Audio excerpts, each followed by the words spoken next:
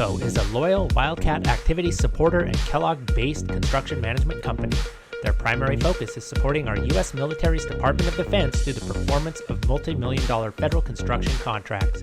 NASCO has a long history in the Silver Valley where their home office has been based for more than 23 years. They have enjoyed continued growth and now have multiple satellite offices nationwide. To date, they've worked on over 50 military bases and performed more than 3,500 construction projects in 32 states across the U.S.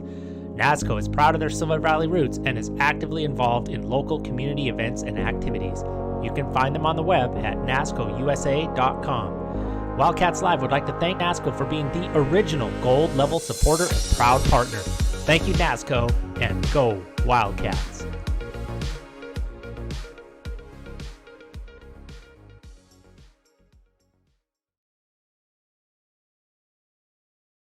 North America's premier silver mining and refining company and headquartered in Denver, Colorado, Sunshine Mining and Refining is a precious metals production, development, and exploration company primarily focused on silver. Their namesake project, the Sunshine Complex, is 100% owned by SSMRC and is North America's only vertically integrated silver complex. Located in the mining-friendly Coeur d'Alene Mining District in Idaho, the Sunshine Complex is composed of the Sunshine Mine and Sunshine Refinery, located in the heart of the Silver Valley, Kellogg, Idaho. Sunshine Silver Mining and Refining support many local endeavors and are 2021-2022 Wildcats Live Gold level sponsors. Check out their website at sunshinesilvermining.com to learn more. Go Wildcats!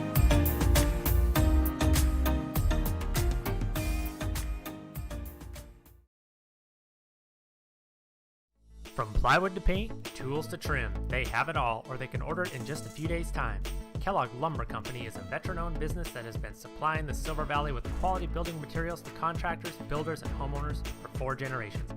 Personal service and knowledgeable staff make Kellogg Lumber the right choice for your next project. With 50 years buying experience, let Steve and the knowledgeable crew at Kellogg Lumber use their many well-established vendors to source the materials you need for the right price and delivered on time. Kellogg Lumber, more than just lumber for 4 generations. Hometown proud sponsors of Kellogg Wildcat Athletics and Wildcats Live.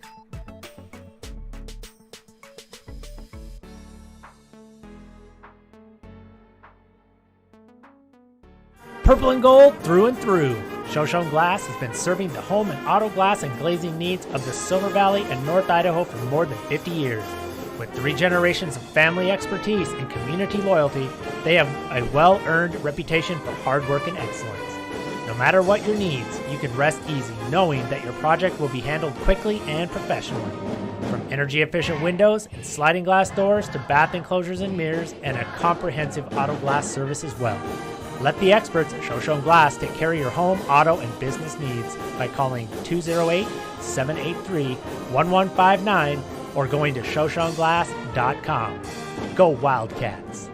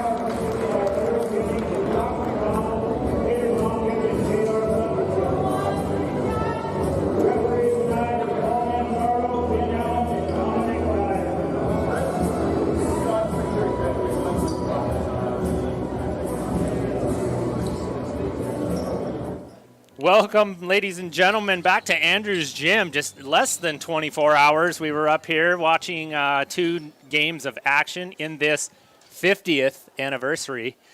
Credit to John Posnick for the factoid there. 50th anniversary of the Silver Valley Tournament here in Kellogg. And last night I was joined by a good buddy of mine, Ken Lagerquist. Tonight I'm joined by another partner in crime and former student and current colleague and coach and so many other things, Mr. Eli Beauregard. Welcome, Eli. Thank you, Coach. Great to be back here in the booth. I enjoy doing these games. It's a lot of fun, and it's even more fun when you can, like, I've had my Uncle Pete come back and do some football. He played football in the mid-'70s for Kellogg. It's always fun when you can talk Kellogg history and draw connections, and that's my favorite part, I think. Yeah, just that little factoid you shared about the 50th Silver Valley Tournament. That's pretty cool that we've had 50 tournaments. And that John Posnick, who's a lifer here in the Valley, gave us that tidbit from 50 years ago. Yeah. Kellogg Wildcats with the ball here after a possession by Brian Carlson's Post Falls JV boys. Trojans always going to be competitive playing under Coach Carlson, of course, graduate of Kellogg High School and former basketball standout. Always good to have him home, Eli. And I think after visiting with him last night, he said, it's always great to come back to I was telling Buck before the game that I'm sure, Coach Carlson, I'm sure, approaches all the games like they're really important, but it always means something more, I think, to come back to Kellogg. And nice move there by Tanner Groves. Yeah, getting back to Coach Carlson, he's kind of the prodigal son here of Kellogg. I remember growing up watching him play when he was at Kellogg High School, and I used to sit in the stands and be out my driveway pretending to be Brian Carlson and Jeremy Boehm and those guys. And I still remember that floater he hit against Bonners down in that corner. Right. Another good move there. That was number 10 there. That's Colby. Colby Luna and Colby and Rip had a good game last night. I really think Tanner Groves turned the momentum of the game last night when it was kind of going the other way, and credit to him playing some great defense, and he just knows how to get to the bucket. Yeah. Tanner's one of those kids, I think, who's just a gamer. He just has that mentality that's hard to coach. And And, Kellogg, if you look at their height across the board, they don't have any real I would call, quote, huge big man. They're not. They don't feature a big man inside. They had one last year. If Lon would have played this year, was around, and Lakeside did. Yeah. Lakeside had a very good. Lucky Matt was 6'5" and could play. Yeah. And he played again today and was very, very impressive and young. He's got that Lakeside team is young and they're good. Yeah. If you look at Kellogg's roster, their 2 tallest players are their guards, Colby and Ripley. Yep. And I think the one thing that I commented on quite a bit last night, we'll see how it goes tonight. The person last night that seemed to not really find that rhythm offensively, still had a great game, was KJ Walker. Yeah. And I'd like KJ to get down there. I'd like to get KJ down there on the block and just get – he's strong and his footwork is amazing. Yeah. And I just don't think they realize – I just mean as players, like I'm not a big guy. Yeah. Well, Brian Carlson, speaking of, used to get 10 to 15 down there, didn't he? Yeah, working his butt off down there on the paint. Hard worker for sure. And I think, Lakeside boys won A1 or 1A Division II. They were down at that division. They won state at least 1 or 2 times, but one I think in 19 or 20. I think it was 19, but maybe it was 20. And they've been a staple down there the last few years. So. Look at that, getting out and running. Tanner Groves, another bucket. Nice pass ahead there. How about that patience to use the basket as an extra, to shield the defender from blocking it? Yeah.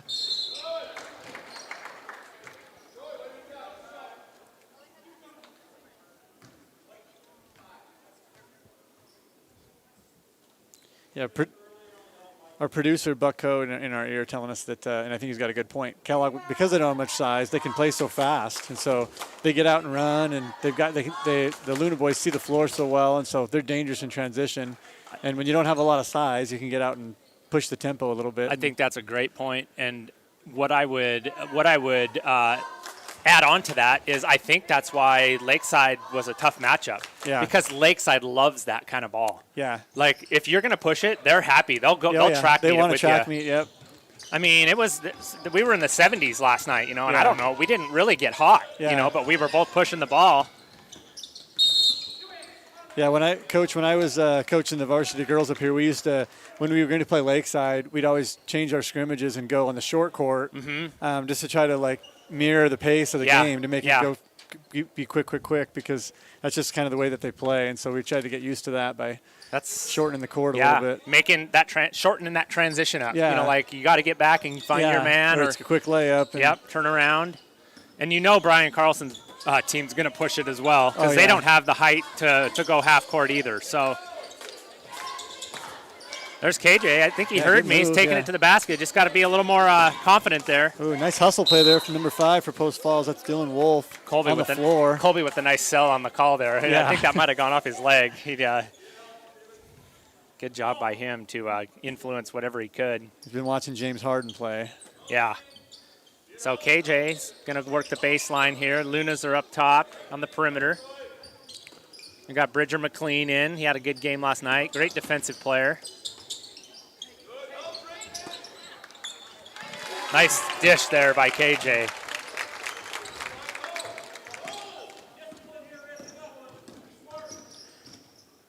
That was almost kind of a flex cut there that Tanner Groves made to get the lay-in. Yeah, nice little backdoor cut.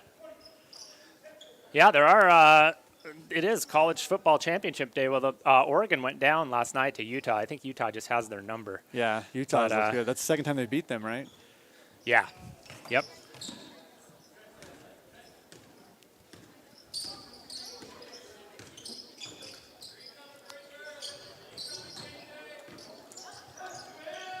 Nice ball movement here by the Trojans. And a 3. A nice shot. That's 11. That's Troy Osland. Nice pull there from the top of the key. Just nothing but net on that.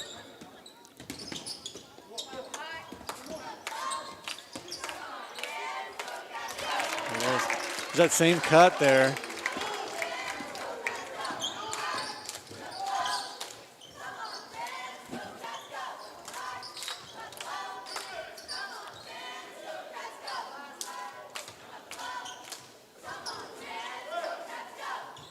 There he is back-to-back threes.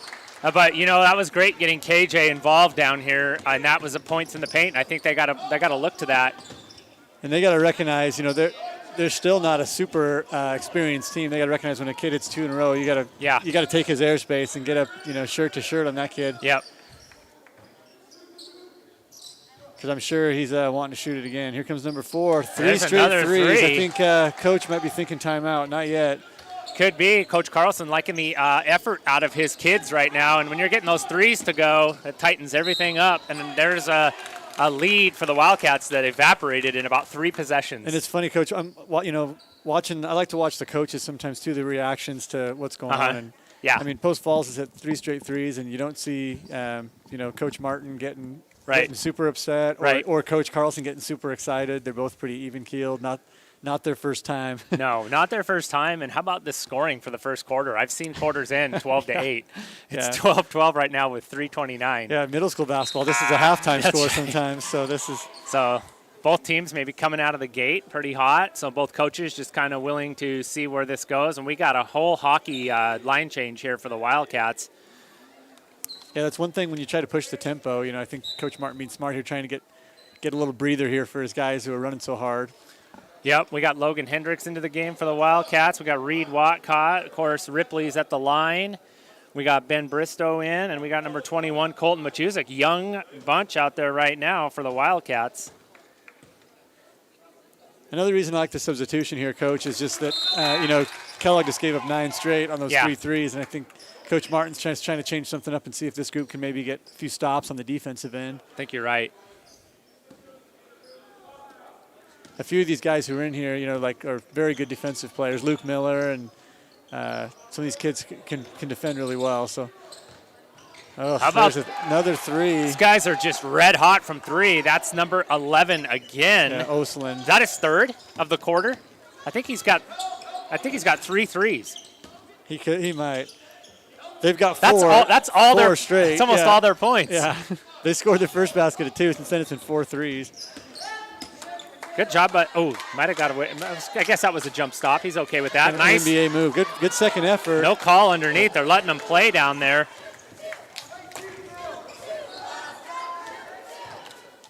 Oh, 5 was open. I'm surprised he didn't take that.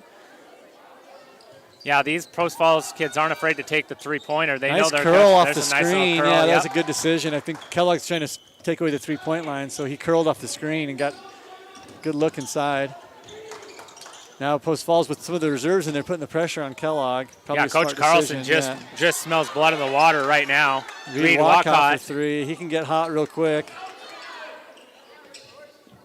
Logan Hendricks fighting for that rebound there, not for lack of effort on that one. And Post Falls is just going to continue to push and take threes. You've got to be kidding me.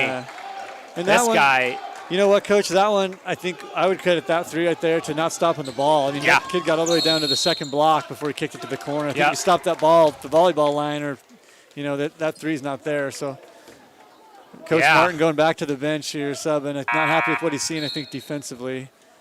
Trying to find somebody who can defend that three-point line.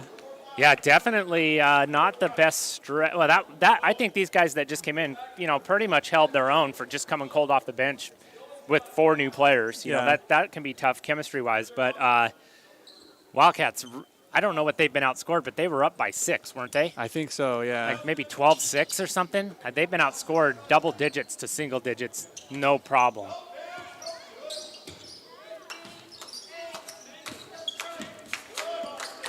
A lot of contact up here, trying to draw the foul, but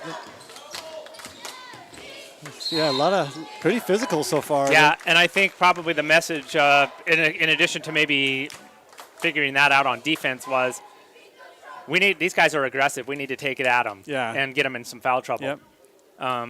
Because that's that defensive intensity. That's Brian Carlson, Tony Kerfoot, defensive intensity. Old school. But if you've got to have a bench to do that too, so maybe Coach Martin saying, let's get into that bench if they're going to be that aggressive. And of course, they already have 6 fouls. Yeah. So any win from here on out, we're in the bonus, and so.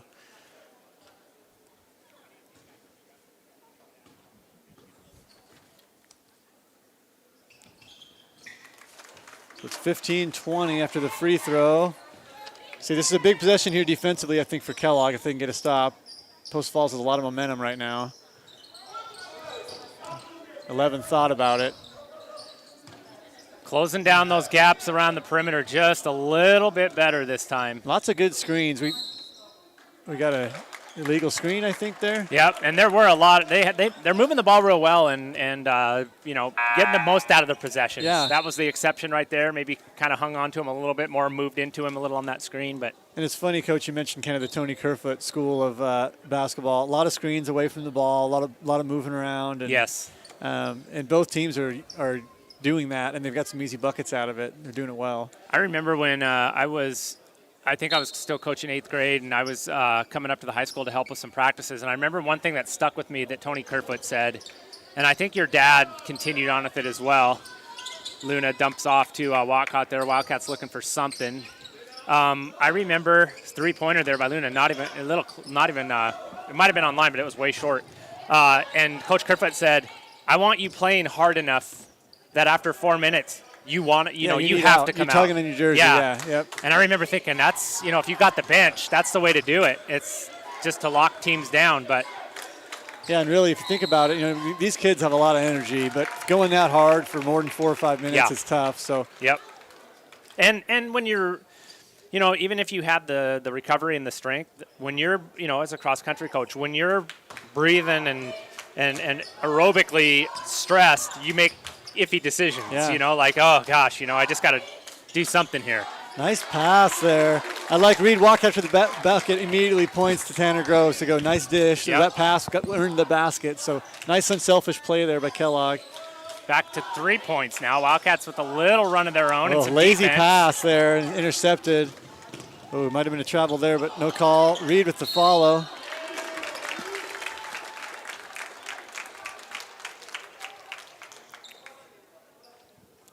That was nice hustle there by Reed, too, to follow that. Tanner had the kind of breakaway lane, and if Reed doesn't hustle there, he doesn't get that second shot. Watching that on replay right now, it was a great effort. That's pretty much 3 really solid offensive possessions for Reed, Walcott there, and the Wildcats being unselfish as well. Yeah, Reed's a player I love. I coached him for 2 years at the middle school, and he's a great kid, really smart, basketball player, plays hard. Puts in a lot of time. Yeah, and understands what you want, what you're trying to do as a team, different game plans and things.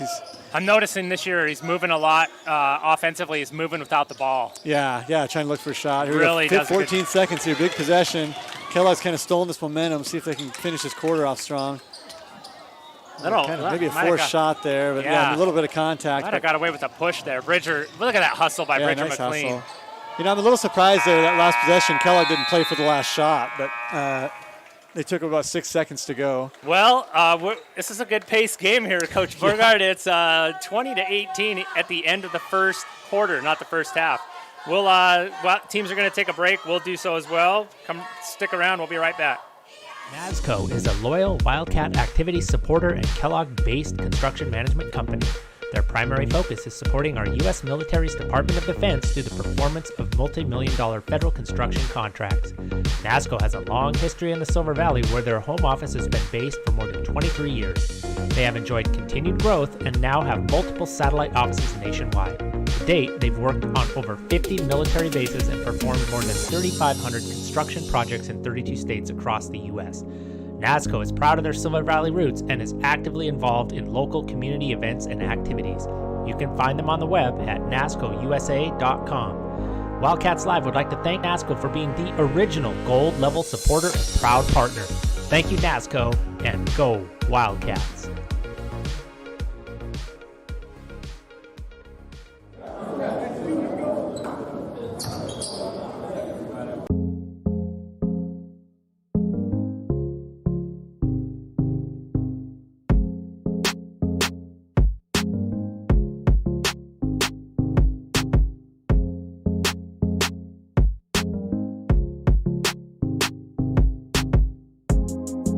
I think are doing a good job too. It's a veteran officiating. Zardo and Ben Allen and Dominic Dyer, they've done a lot of games, and so it's a nice mix, I think, of letting them play a little bit, not calling it chippy, but calling the stuff they need to. Back here in the second quarter, Colby off the Euro step, not able to get that to go down. So 2018 Post Falls just out of the gates here, the second quarter, Silver Valley Tournament Championship game, Wildcats against Trojans. That's his second. He's going over to talk to Coach Martin. He's coming out, looks like. Yep. Coach Martin kind of, looked pretty emphatic down there. Like, we got to be smart this early in the second quarter and not pick up that second foul. But yeah, really, that was getting back to Tony Kerfoot. He was always incensed if you left your feet on a closeout. Yeah. If you went flying out there, he wanted you to stay down and just get a hand up and play fundamental defense. And so a little bit of a gamble there, and it didn't pay off. But good move there, strong move from Post Falls. That was.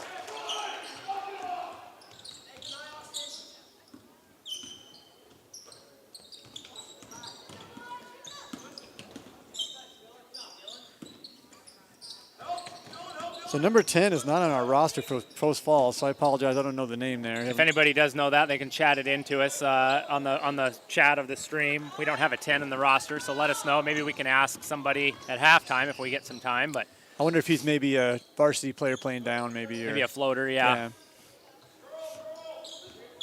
So 18-22, 4-point lead now. Wildcats. Better defensively, but still struggling a bit on the offensive end. They're going to need to be a little more efficient down on this end, and they should be able to do that with 6 minutes and 40 seconds to go. Post Falls has 8 fouls. Yeah, and I noticed Kellogg extending a little bit. They're on the three-point line or higher. They're not sagging off as much as they were early in the game when they gave some threes, so they're defending the three-point line a little better. Yeah, that closeout there, this is where you can tell Reed Watcott a little bit tired. Because when you close out, you should drop that rear end down and get your hands up, but that takes a lot of energy. And if you close out top heavy, you're going to get blown by you, yeah. Wildcats with the successful defensive series here. Colby's looking to attack. Again, good patience here by both teams offensively. Running their offense, let's skip past there. A lot of contact again, but no call. So it's been consistent. They've been letting them play down here in the paint. This is an experienced referee crew. So these are a lot of officials you see at the district championship game and the state tournament. And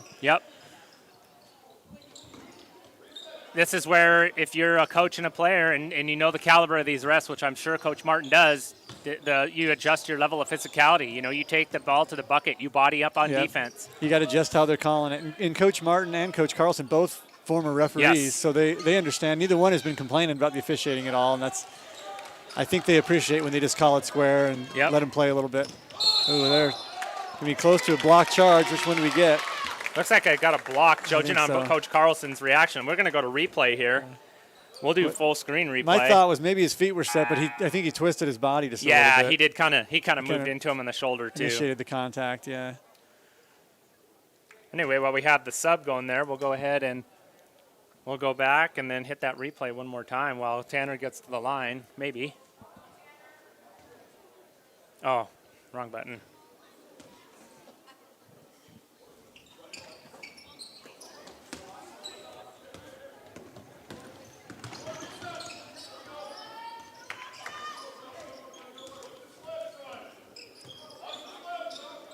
(22-18). A little bit of I was going to say got it. The chicken wing there. Saw a little that. Bit of push off and saw that, and we'll go replay in the picture-in-picture here, so we don't miss any action. But you can go down and see that push off there with the arm. That's one of those things too. When you play good defense and you put ball pressure on, players get frustrated, and occasionally you can get one of those because they get tired of having, if they can smell what you had for lunch for the 2 quarters, they get kind of frustrated by that. Yeah, that can get annoying.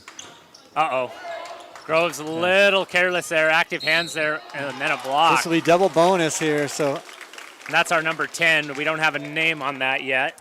I'm curious here, Coach, with 4:39 to go in the second quarter and over 10 fouls now for post fouls, I wonder if we'll see a switch here defensively, maybe out of the man into a zone or I don't know. We'll see. But could be adjustment time with 10 fouls.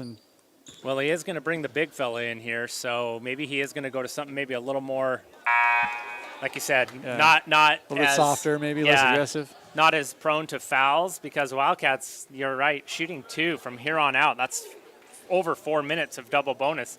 And then if you're Coach Martin, if the jump shot's there, take it, I guess, but I'd go to the bucket. I'd try to get stuff going to the rim because you're going to get to the free throw line. And good follow there. Followed his own shot.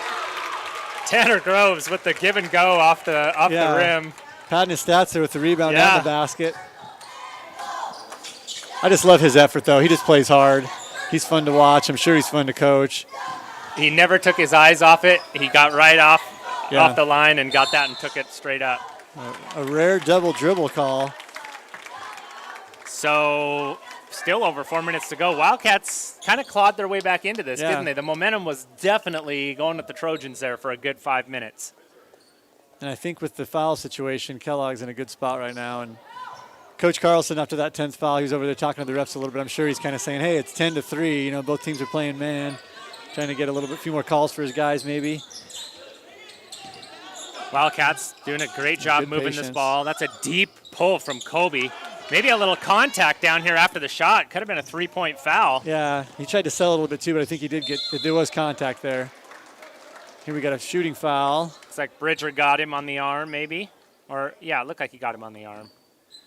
We got a Wildcat in the chat, Eli. It's Heath Merrick. Speaking of Coach Kerfoot, I think Heath Merrick may have played a game or two for Coach Kerfoot. So maybe he's got a story that he wants to put in the chat for us that we can read. Any memories he has of Kellogg basketball. I spent a lot of summers up here at the Coach Kerfoot Hustlin' Cats camps. Oh, yeah. He'd have his high school guys here. And his son, Kyle. Yeah, Kyle's always at a side basket shooting around. And yeah, we miss the Kerfoots. I miss the Kerfoot family. Nice Definitely family. do, yep. And he's a great basketball coach. Still coaching, I believe, down at Mountain Home. Brother was a coach. 2 daughters, Carrie and Katie, I believe. Katie. Yep. Froelich with a mid jumper there. Nice touch. Gets it to go. Nice soft. Touch, nice soft little floater there. Just inside the line. And Coach Froelich's one of those players who I feel like is a spark player for them. Like sometimes when he gets in the game, he just can change things. And I see Froelich and Tanner in pretty kind of similar roles in that they both have a nose for the ball. They both put their body on the floor at moment's notice, and they both can score in bunches very quickly off of some quick turnovers.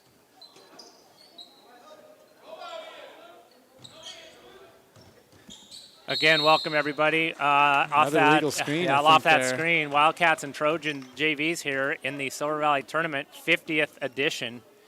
I guess in the first Silver Valley Tournament, Coach Bogart, according to John Posnick, I'm quoting my sources here, Wallace High School, the old Wallace High School, Mullen, and I think Coach Posnick was played for Mullen, Wallace, and Kellogg, and then St. Mary's, and it was Kellogg and St. Mary's in the championship game.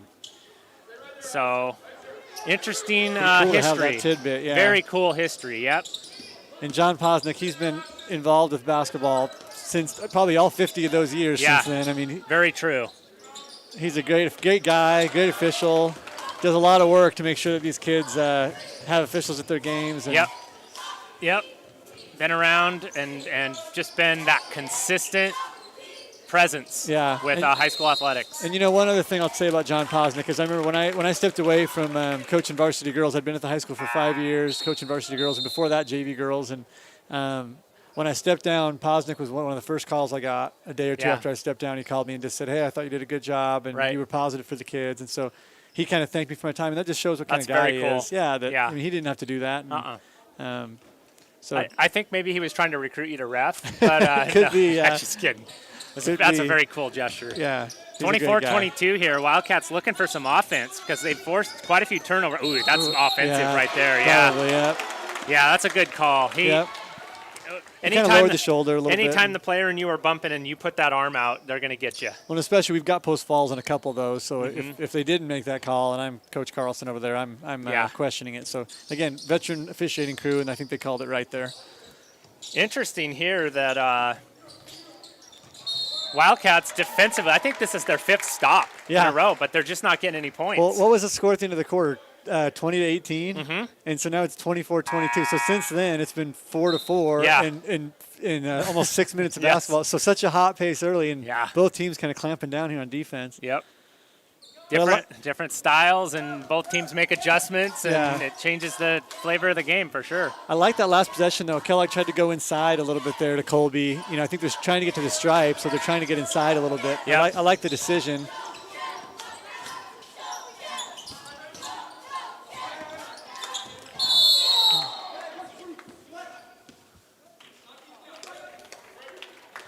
Looks like we got a defensive foul going through that screen, just running right through it. You got the ball. We'll see if we can get the replay on there of that screen of that. There's the tipped pass, and here it comes. There's the screen, just kind of bowls over him right there, and they're going to get that call almost every time. Wildcats make their free throws. They can put a little dent in this, maybe even get a lead at halftime. They were down, I think, 2 or so, maybe more to Lakeside yesterday, so. Wildcats don't get down don't give up when they're down, that's for sure.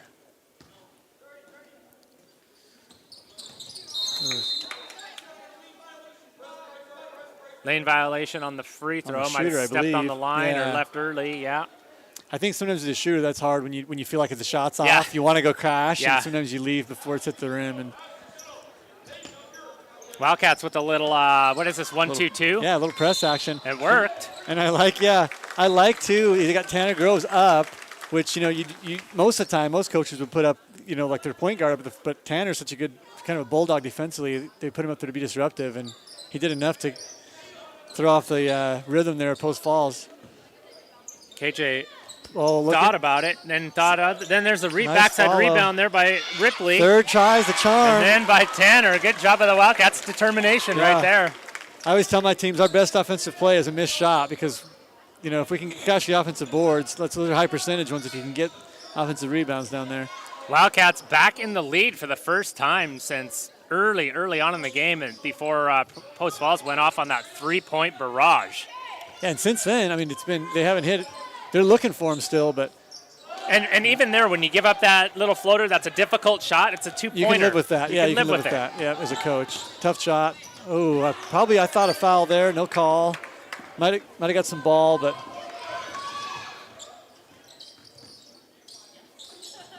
Tanner Groves with the steal. Nice dish. Nice finish. Good unselfish play. Coach Carlson, if you can't hear him on the feed, he's yelling sprint, and Yep. he's wanting his guys to get back, and they didn't that time. Maybe a little lazy, maybe a little tired. Yep. Wildcats 1-point lead, but it's fun to hear the coaches. That's a drill, coach, that with my middle school kids, it's so much about fundamentals. We start every practice with a transition defense drill where they just stand at the free throw line. When they hear the whistle, they just sprint to the other end. Yep. And they just, and then they get into their stance. It's got to become a reaction, yeah. right? It doesn't have to. You can't think about it. You just got to do it. Buck was talking about that earlier. It's got to be second nature, where it's just muscle memory. We just know once the rebound's there, you sprint to half, and then you pick up the ball and get into your stance.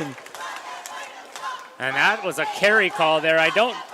Coach Carlson didn't look like he agreed with that call. He's shaking his head a little bit down there. And like you said, Eli, former ref, he didn't get out there and just start yelling. That wasn't a carry. He just went the other way, had a grin on his face, and was like, it's not going to do me any good. I disagree, but I'm just going to have to disagree in my own way here. 27-26, Wildcats maybe holding for one, Eli, or is it too early? Could be, yeah. They're definitely slowing it down. I think when you're inside of 30, I usually typically hold for one, especially there's not a lot of ball pressure here, so you can do it, but I think. Look at this little chess match here. Coach Carlson's just letting them stay. He'll wait to. Yeah, he's fine with it, yeah.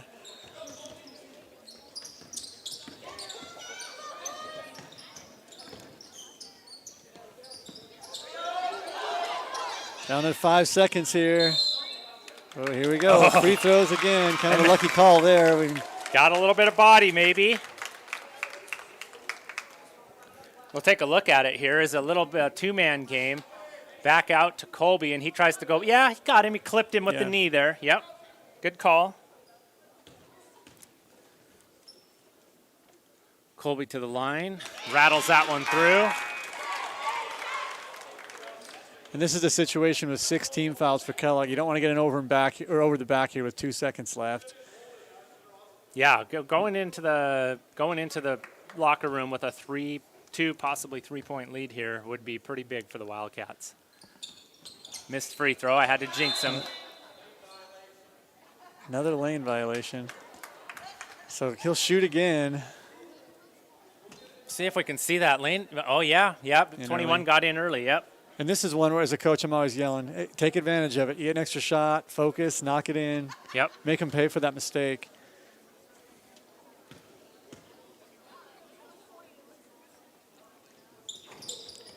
So he makes the free throw. Maybe a little soft 2-2 press here. Yep. Don't want to get anything easy.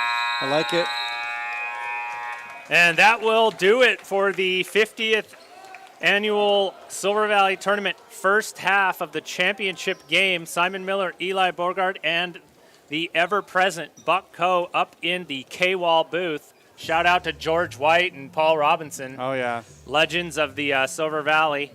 We're just trying to fill a small part of the big shoes they left with our live streams. Impossible shoes to fill, but we're doing the best we can. We are going to give it a try. We're also going to take a little break and hear from some of our awesome sponsors.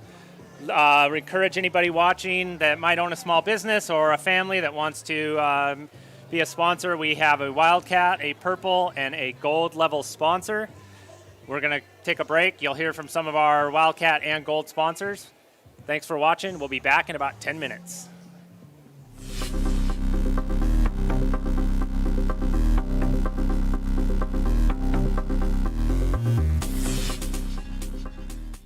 NASCO is a loyal Wildcat activity supporter and Kellogg-based construction management company.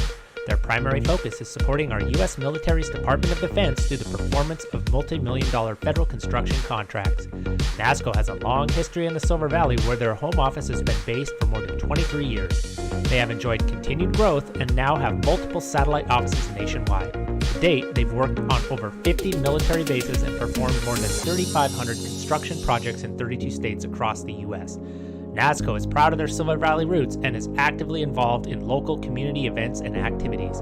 You can find them on the web at nascousa.com. Wildcats Live would like to thank NASCO for being the original gold level supporter and proud partner. Thank you, NASCO, and go Wildcats.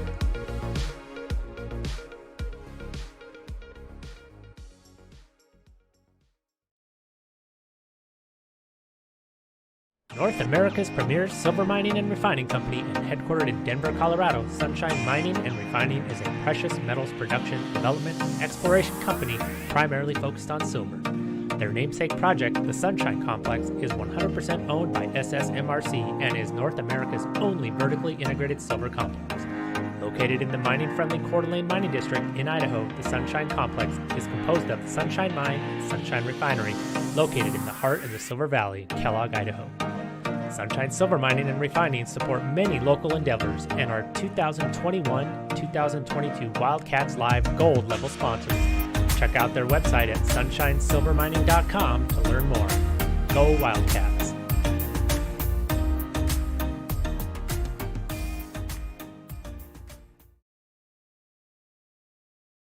From plywood to paint, tools to trim, they have it all, or they can order it in just a few days' time. Kellogg Lumber Company is a veteran-owned business that has been supplying the Silver Valley with quality building materials to contractors, builders, and homeowners for 4 generations. Personal service and knowledgeable staff make Kellogg Lumber the right choice for your next project. With 50 years buying experience, let Steve and the knowledgeable crew at Kellogg Lumber use their many well-established vendors to source the materials you need for the right price and delivered on time. Kellogg Lumber, more than just lumber for 4 generations. Hometown proud sponsors of Kellogg Wildcat Athletics and Wildcats Live.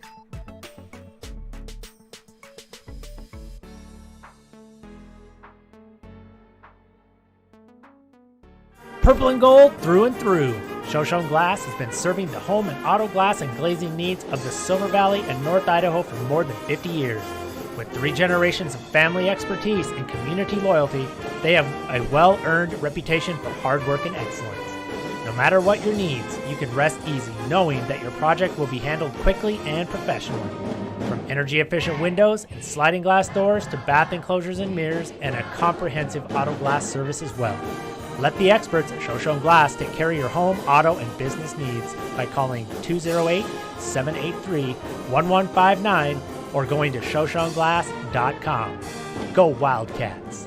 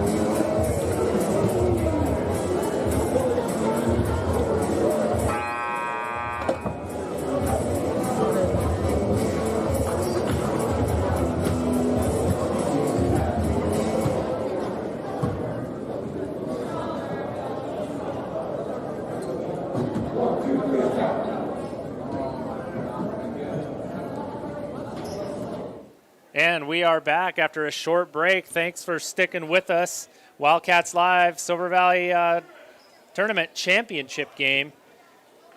It's a tight one, Coach. Yeah, and that second quarter, I believe, Coach, was 11-6 in favor of Kellogg Wildcats. Yeah. And 6 points in a quarter defensively is great against this sharp-shooting Post Falls team. So if they can hold Post Falls to 6 in the third and the fourth each, I don't think there's any way they lose. So if I'm Coach Martin, I'm just preaching, play defense and get one stop at a time. Keep doing what you're doing, because Kellogg kind of took the momentum back here in that second quarter. Oop. Kind of scary there. Good look for a three. Yeah. We don't want to let them get one of those going, because that's how they got all that momentum in the first quarter. Coach Bogard, what do you think that's what probably Coach Martin stressed at halftime, was continuing those closeouts and playing good defense? And fundamental defense, closing out under control and defending that three-point line, holding them to one. It's all those little things. And I'm sure, too, he's telling his guys, keep being aggressive and trying to get to the stripe. I tell you what, this Trojans really move the ball well and really screen away well. But they are getting a little lazy on some of those screens and bumping that little bit of extra. And that's the first foul of the half, will be an offensive illegal screen and call. That's the third, I believe, on Trenton McLean there, the freshman. Ooh, there's Luna. A good look, wide open. Yeah, he knew that was good. He was backpedaling before it hit the net. So that looked good the minute it left his hands. We'll see how this young Post Falls team weathers the storm here. Kellogg with some momentum. See if Post Falls can answer.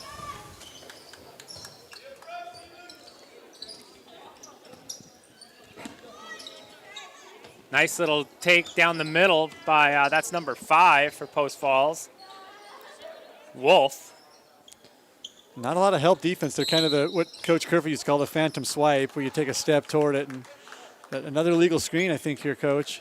We'll take a look at it. We'll go replay full while we're subbing here. We'll see if we can see that illegal screen. Yeah, it was a back screen. I didn't see if he maybe grabbed or just didn't get, he didn't give him enough space. He just kind of came up right behind him and pushed him. But once you get a couple of those, the refs kind of start to look for it. Yeah, so I think they're kind of watching for it. They are really watching for those. But that's part of teaching the kids too. If they're doing something, if they're setting illegal screens, you want to try to get them to fix that. And nice what a shot fake and take it to the rack there by Colby. And another thing is, we got 2 ex-refs, right? Yeah. Coach Martin on the way maybe out of the court to halftime, maybe, hey guys, you watch that illegal screen? Yeah, help us out on some of those. Yeah. So a little bit of a run here for the Wildcats to start a 5-0 run, start the half, thanks to a Luna 3 and then a shot fake and dribble penetration floater. So far out of the gate, good trend for the Wildcats. Looks like we got Froelich back in the game. Corner 3 there. Ran into his own player.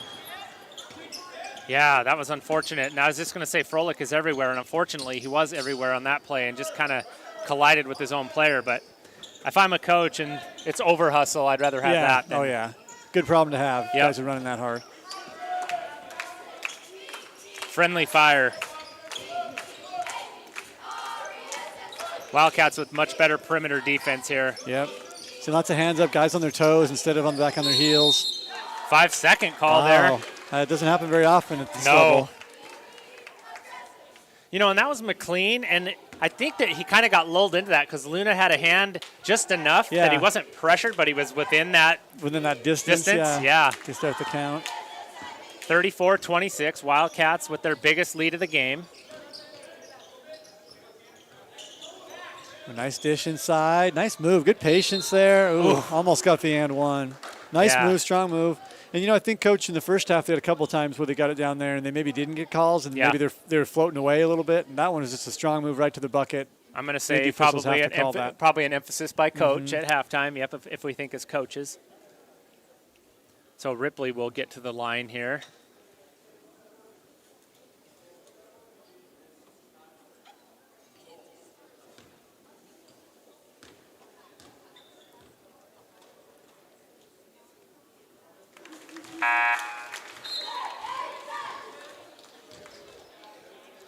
We got our cameraman, technical advisor, and producer, part-time producer, and soon-to-be marketing rep, Buck Coe, up in the K-Wall, we'll call it the booth, but it's really kind of like a crow's nest. The skybox. The skybox, the half-man skybox that George and Paul used to fit in. I couldn't have those plexiglass windows used to be all the way, or it was glass at the time, all the way around. So I wonder how hot it used to get up in there. We're gonna have a time out here. Let's for this timeout. Let's stick around. Let's bring Buck in. Buck, we're gonna bring you in. What do you got to say so far? 3 minutes have gone by, just under 3 minutes. Wildcats with a 10-point lead now. What do you think's going on? All I can say is keep the momentum going. Like without momentum, you can't function how you were before. So how do you keep the momentum going? What created that momentum? Just getting in a shot and the positivity from the crowd, like maybe feeding off the home crowd. Give them another extra pep in their step. Yeah, the crowd is a huge step, and I mean, like, just playing it smart, the crowd staying loud, it gives them a smile on their face and keeps that positivity going. Well, there you have it, ladies and gentlemen. I mean, he's got wisdom beyond his years, and he knows that Andrews Gymnasium, and we've got new banners, or they're not new banners, but they're in a new position up in the rafters, Boston Square Garden style. I like it. Boston Garden. And not Boston and Madison Square Garden combined. Boston Gardens, we don't have the parquet either, but we've got banners up in the roof, or ceiling rafters. We're going to keep working on that project as well. So thanks, Buck. We'll keep you on, we'll keep you in our ears, but we're going to let you do your thing with the camera. Believe it or not, Coach Miller, that was one of the things when they were redoing the floor. That was one of the ideas I threw out there was, what about parquet? And I was pretty emphatically told no. That conversation lasted about 5 seconds before we were on to something else. Right. Oh, there's the three. Yeah, that's his fourth or fifth one. That's Osland. Yeah, Osland. I think he's got 4. Groves thought about it, and then nice extra pass there.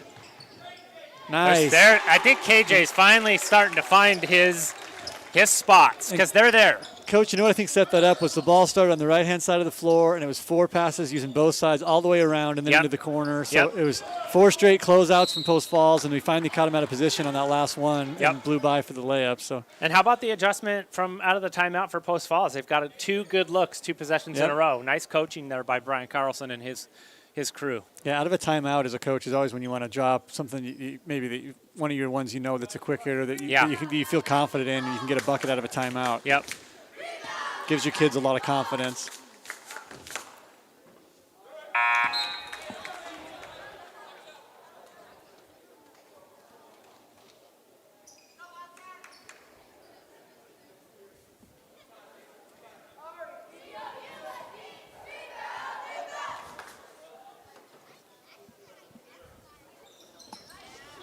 Nice rebound there by Froelich. That's hustle rebound right there.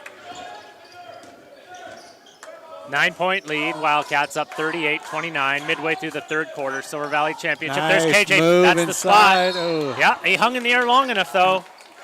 Make up for that height difference. And a bit of a late whistle, but I think it was the right call. I think KJ kind of forced him into making that call. Just the shot that he held onto, it was going to probably be a travel or a block shot, if anything, and then he just held it long enough to where he got the foul call. Pretty good hang time there. Yeah.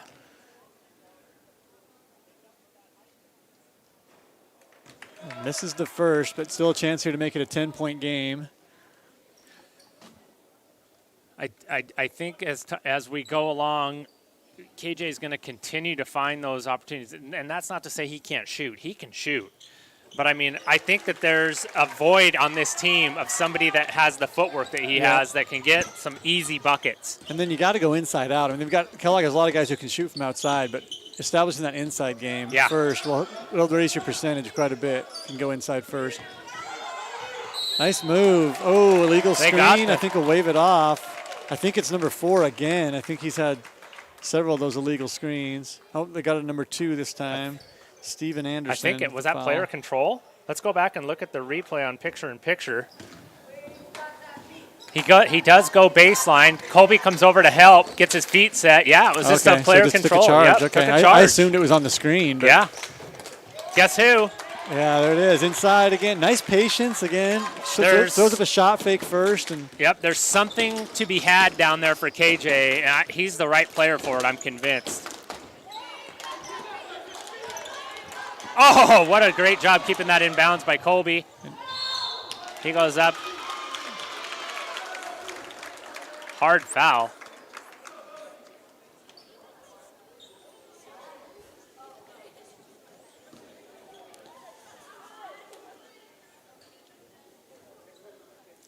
Wildcats really have turned.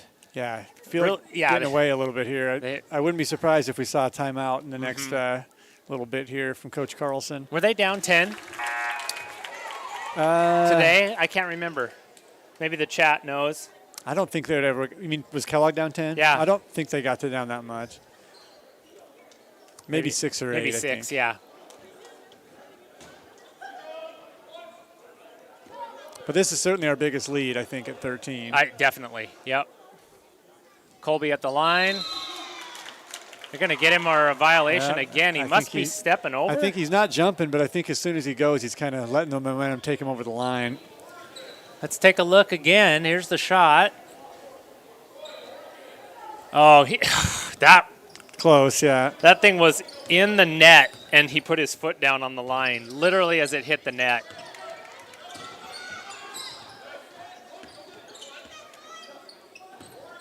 Nice close out there. Yeah, dangerous spot there for Post Falls to pick up the dribble right at the half-court line, but they avoided the turnover there.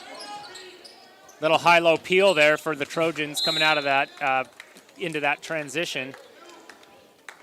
Wildcats much more disciplined and on help too. I mean, on ball, yeah, it's been better, but I think the help side has been better too. Yep, those shell drills. Oh, there it is. Yeah, I think that's Osland again. I think that's number 5, maybe 6 for him. He's filling it up, that's for sure. That one, as soon as he let it go, he knew he held it up there. He knew it was in. Here we go, chance to answer. Offensive rebound, nice dish, nice follow, third try again. KJ is going to get his 10 to 15 that I've been talking about, just playing that role of hustle. Yep, the cleanup man down there. Yep. And there's an old saying, Coach, even a blind squirrel eventually finds a nut. So if you keep getting on the offensive boards, it might take you 3 or 4 tries, but. That's right. Just get all you want is another crack at it. So KJ having a great night. Wildcats now up 12. It was 13. They've traded a 3 and a 2. Osland is just on fire tonight. Oh, dangerous pass. Big time. That's one where you just hold your breath if you're a coach. Coach Carlson's working Ben Allen over there on the sideline. Oh, open 3. Too easy. Too easy if you're Kellogg. That's McLean, I believe, the son of the varsity coach at Post Falls, and I'm sure he's got a lot of shots up in his life, so that one looked good as soon as he let it go. Got KJ on the line there on the dish from Machuzik. And I like the resolve here from Post Colton. Falls, Coach. I mean, it was 13, and now it's down to 9. Yeah. They're just kind of chipping away. They didn't go away. And for a young team, a JV team playing against a varsity team, that shows a lot about the grit and toughness that Coach Carlson's instilled in these kids. And there's a lot of time left. A lot of time. Still third quarter.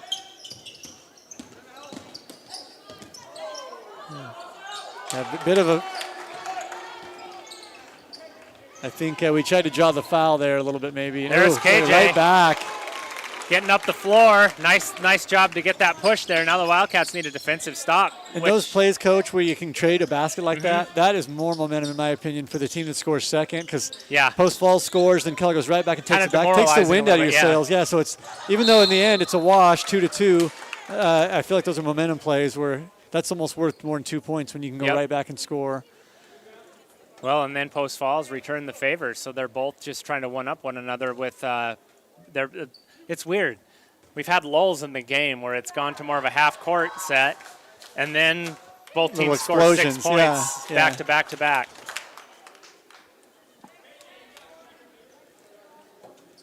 (46-37), 9-point Wildcat lead.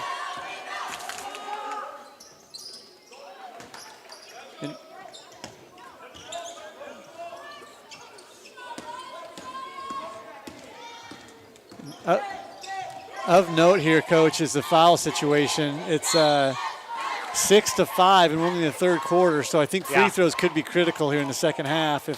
If you're both teams, you want to try to stay out of that bonus as long as you can, and on the offensive end, you want to try to get into that bonus as quick as you can. Yep. Ben Bristow into the game for the Wildcats, getting some critical minutes here, giving some guys a much-needed break.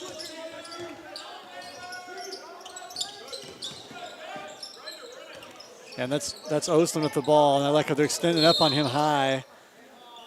Maybe got a little hand check there. Yeah, and that's Ben's a little outmatched out there when he gets on the island on that perimeter because Osland's just quick, and he's got to come out and respect the three. Yeah, you can't sag off him because he'll shoot it. So I think Ben's playing it the right way, getting up there, getting on him tight. And a lot of that possible by the screens and the switches. That's what got Bristow on that.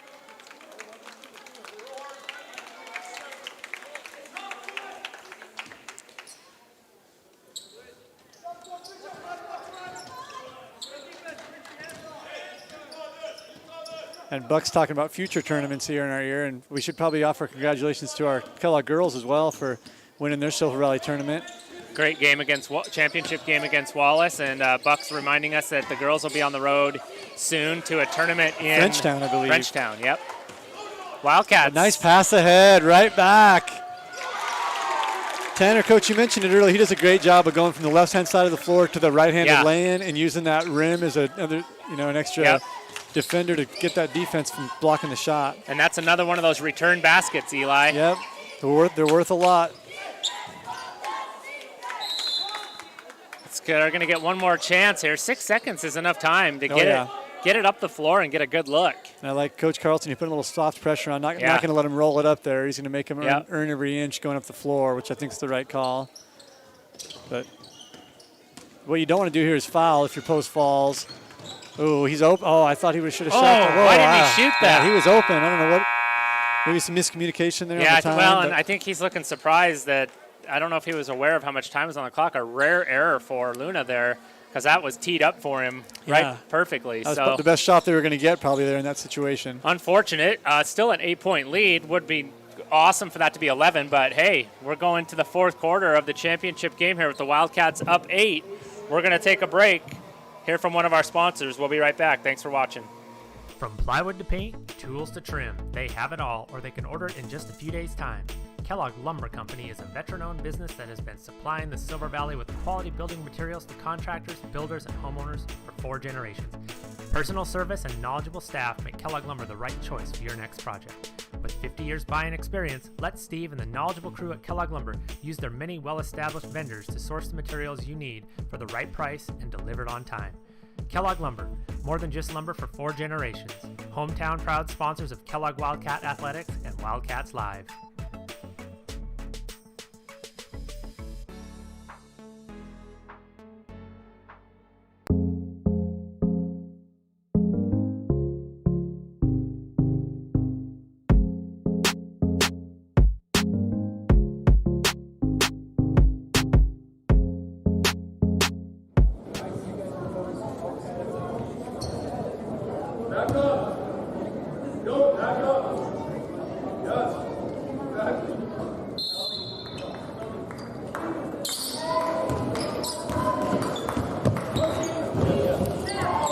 Welcome back, everybody. Fourth quarter, here we go. 8-point lead for the Wildcats, going right to work here.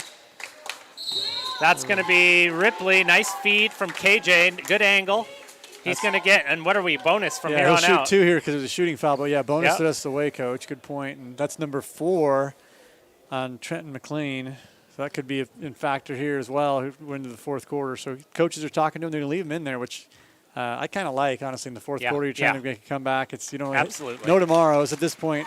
And I think especially Trenton, being a coach's son, he's I'm sure he's been around basketball. Yeah, he's got a high basketball IQ, I'm sure, and so if he fouls, he fouls, but it's not going to be a silly foul. It's going to be one.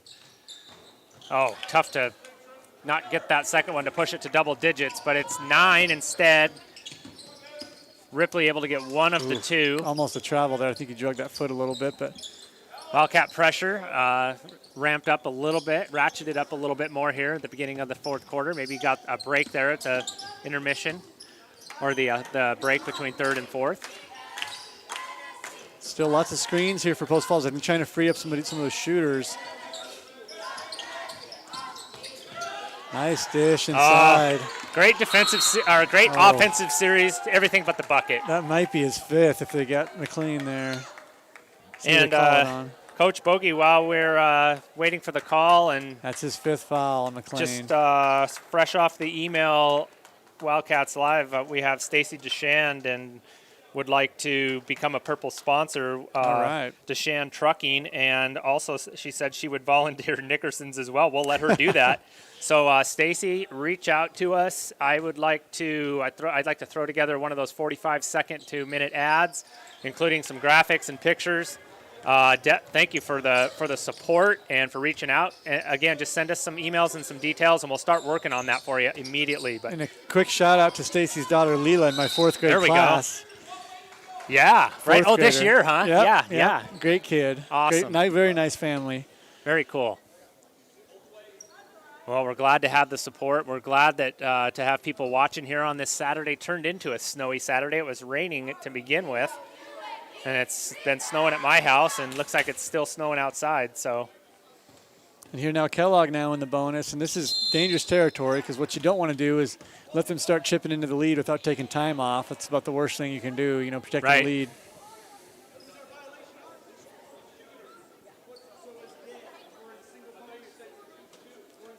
So we have a lane violation here, and it was a 1-and-1. So if he stepped over the line, that should be it's it. So I think they had a little discussion there, but I think they called it right. Yep. And which, by the way, I think might be a record for high school boys basketball for lane violations. I think we've had 4 or 5 tonight. Yeah, we have, by shooters. Yeah, which seems strange, but not something you typically see a lot. Varsity boys basketball. Nice cut there on the backside by Bridger. Maybe if I miss there. Yeah, maybe if I miss, so come down, shot fake, get him up in the air, and you're going to get a defense is on your hip. That's another thing Coach Kerfoot used to coach. When you feel them on that back hip, give them a shot fake because they'll go by. They're trying to recover. And Yep.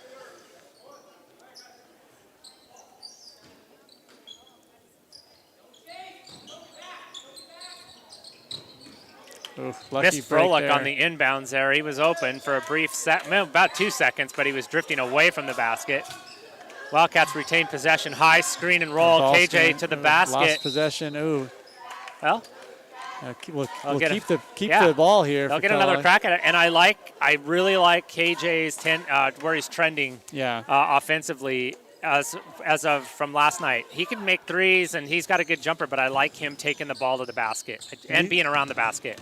These OB undersets, too, as a coach, there's some of my favorite plays to call, the out of bounds underneath the basket. Sometimes you can get creative and get some stuff. Nice look there. They kind of daring him to shoot. Yeah.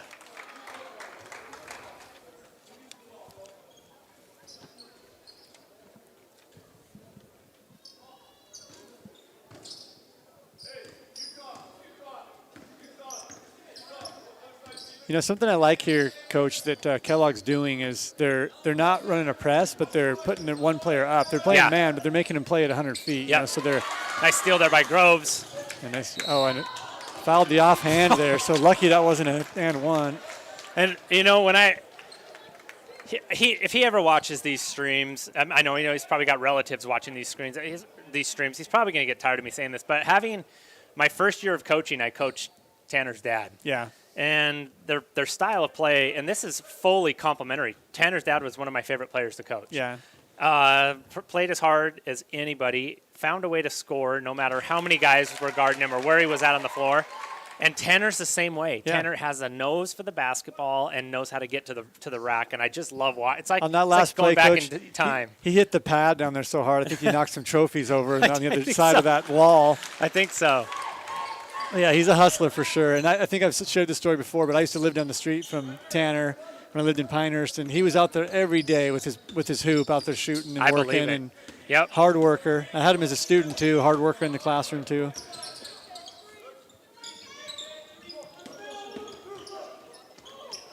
Nice shot there, circus shot there goes.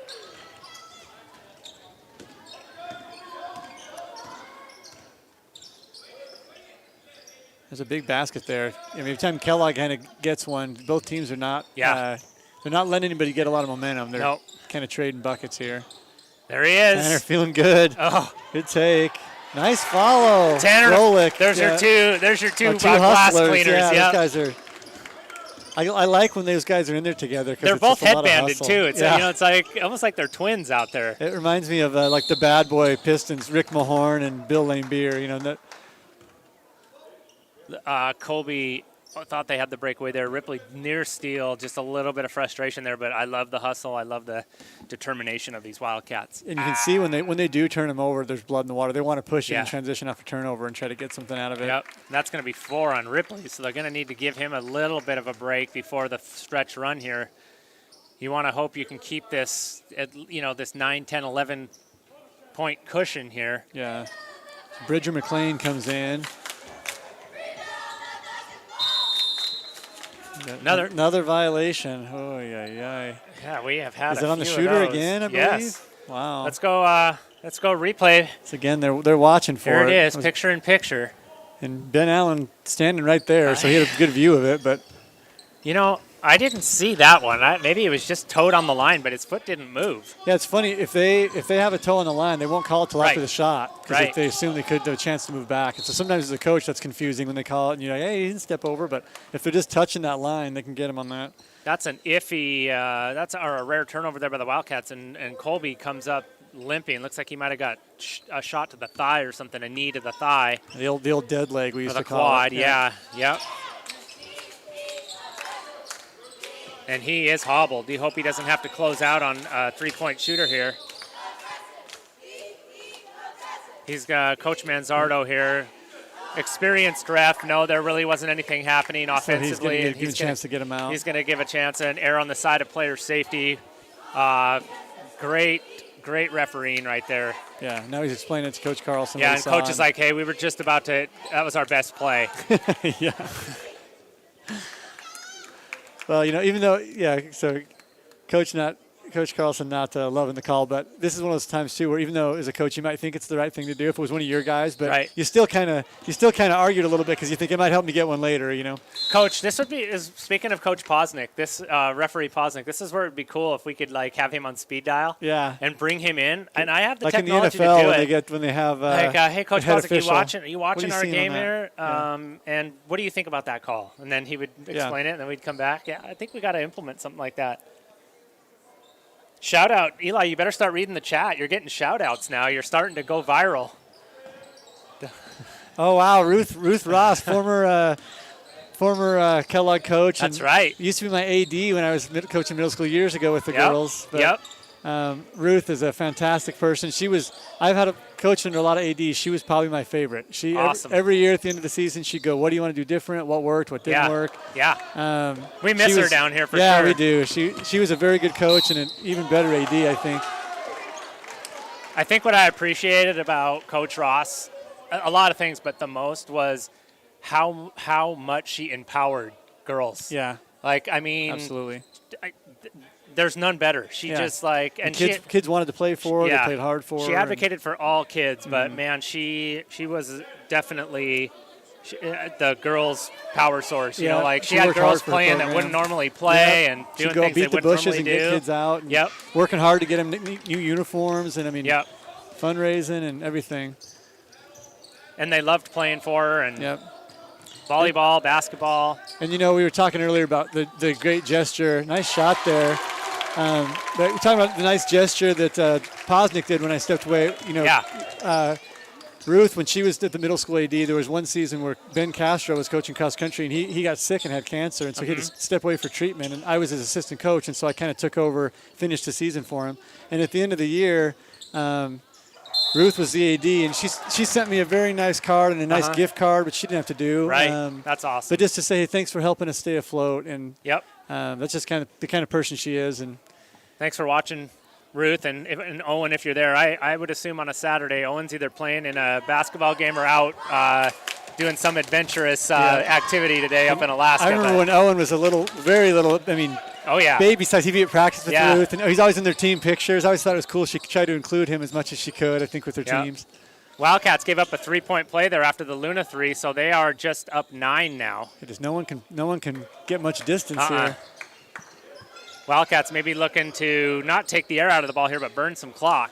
Yeah, no need to be in a hurry here with 9-point lead and 3.5 to play. Take what they give you. Maybe a little bit of a flop there on that one. He didn't put his shoulder down that time. I like the decision there to kick it back out. Not much inside. And could be a 3-second call. He's been in there. Froelic's been in there a while. Oh, yeah.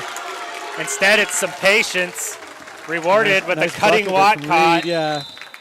Timeout. I think Coach Carlson here is going to be telling his guys, hey, look, Kellogg might be starting to take the ball out. We got to be a little more aggressive and maybe look to foul when he gets he's not a free throw shooter. That's a nice little little backdoor cut there by Reed as we get to the 3-minute mark here in the fourth quarter championship game. So, yeah, you're right. It hasn't really been a game where it's gotten away from either team, but I think if you talk about it as a distance race and not a sprint, the Wildcats have kind of steadily worn down the Trojans. And maybe just shows a little bit the age difference, a JV team to a varsity team. And but I give Post Falls a lot of credit. They have not quit. Every time Kellogg's had a little run, they've come right back. Yep. Coach Carlson getting his guys to play hard. Yeah, that's something we would not just come to expect, but would just know it's going to happen when Brian's Brian Carlson coaching. Team. They're going to play hard all the way for 32 minutes. Yep. We're going to stay here. Once again, thank you, Stacy. I'm getting more communications and Venmos from you. I wanted to confirm that those are coming in, and I appreciate it. I'll get right on that. What I like to do is on those advertisements, if you have something that you can at least get me started on for an ad read. And then if you have any pictures like of your business in action or things that you would like, or if you have your kids that are in the sports that you're supporting and you want to, I can throw, some rotating pictures in there as well. But again, thank you very much. We'll get right on that. And thanks for supporting us and watching us. And in the chat during the break, Coach, Owen had a shout out to Uncle Simon. So. Oh, all right. My O-Rod he's got basketball games this afternoon. Good luck in those games, Owen. I've been watching video clips from your mom, and your game gets better every single time. I'm so impressed. So the lad, Owen, as he calls himself, the Alaska-fied. He's out there in 30-degree weather and doesn't even need a coat. He tells his mom, I'm Alaska-fied. Wow. Like Carlos Boozer, remember he was an Alaska kid, Made him tough out there playing in his driveway in the snow. Very much.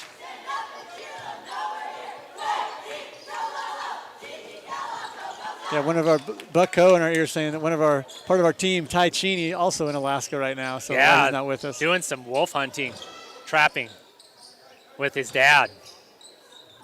So shout out to Ty. Maybe he's watching. Maybe they got the Wildcat game on here.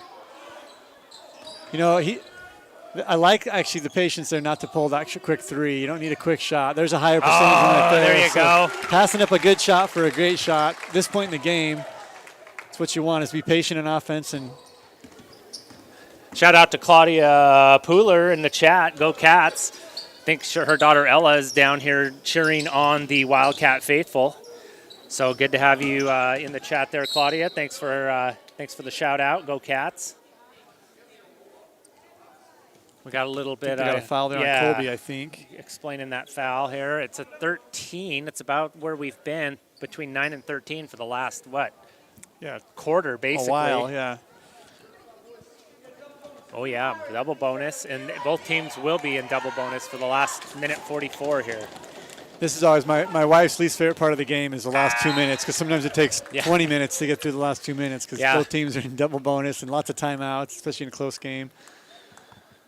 Yep.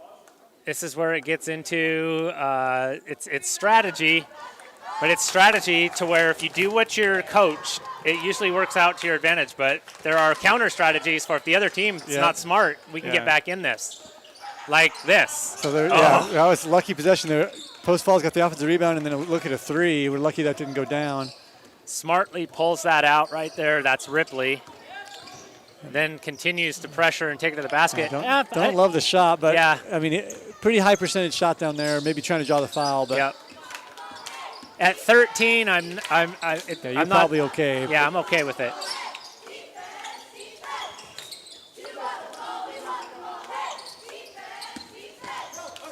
Nice take there. Nice board. That's 5. That's Wolf. Wolf's had a pretty active night. Down to a minute to go here. Oh. I think they're going to call a Push on KJ. KJ with a grin on his face. He might, yeah, I thought he was set, but. Oh, they called it. He did call it on post falls. Oh, yeah. Yeah, KJ was set, but KJ might have knocked some fillings loose on that screen, and so sometimes people want the call. Let's take a look at that. I think he just wasn't looking and ran into him. Yeah, he was actually even, KJ kind of moved back a little bit. I think he kind of gave a little, almost as like, this is too good of a screen. Like he's going to. You want to kill the kid. Yeah, I'm going to destroy this guy. He kind of gave a little, he kind of gave with him. Yeah. So I think that is actually a pretty good call. It's hard to make a call when it doesn't look like it, but you see it, but the crowd, the crowd's and not the crowd's going to argue it, maybe not. Yeah. 'Cause this is if we're in post falls right now, the crowd is letting them have it right now with that call, but. Biggest lead of the night, thanks to KJ's first free throw, and if this is what I'm going to call a signature game for KJ. Yeah. He doesn't have to do everything. He's got a full team a full spread of teammates, and he just needs to find his spots and use his footwork and aggressiveness to get points. Yeah. I don't know if the Wildcats need to be fouling at this point. Yeah. Like he said, you don't want to give them a chance to close on the lead with no time going off the You look clock. at Coach Martin, he's done a shaking his head, walking up and down his bench. He doesn't love the foul either at this point, but. No. But I like Coach Martin here. He's got some younger kids in there, trying to get them a little bit of experience here in these tight games. And so I like him trying to develop his bench maybe a little bit here in these last few minutes.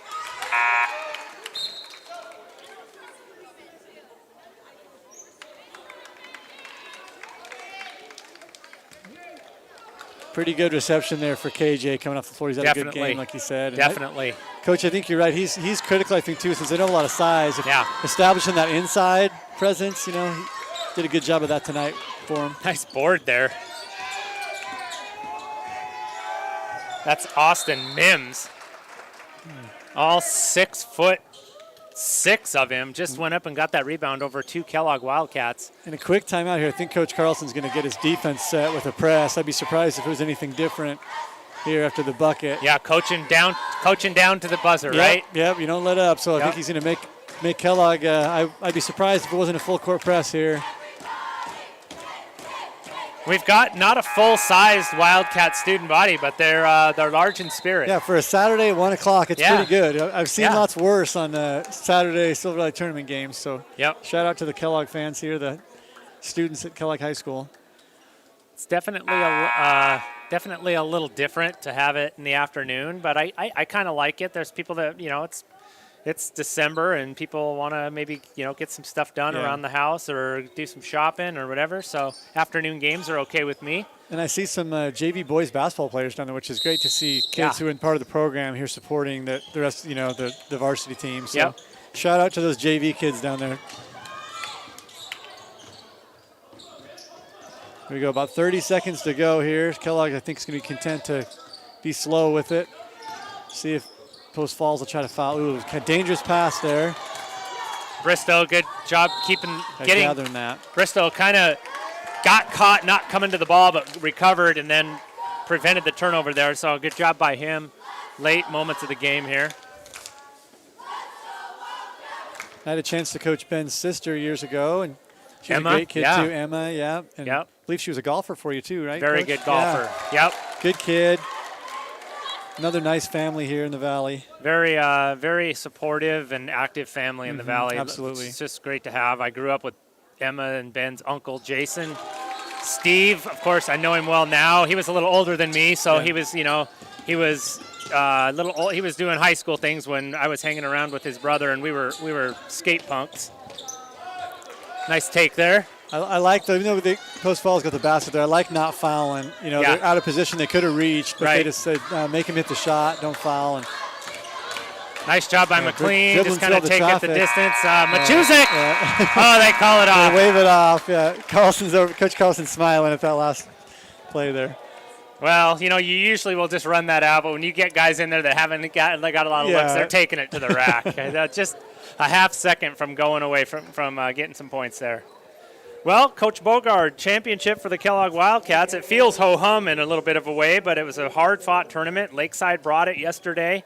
Wallace put up a good fight with these Post Falls Trojan JVs, and Kellogg does what the girls did earlier and got another Silver Valley crown. So. Always nice when both Kellogg teams can secure that Silver Valley tournament title.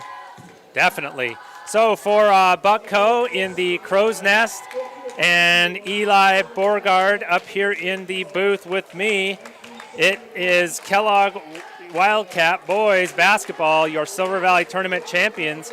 We will let them celebrate, and we will go to one of our favorites, the Kellogg High School alma mater, while the cheerleaders are leading their own impromptu version of Hail to the Wildcats. It's good to see some student-led spirit down there.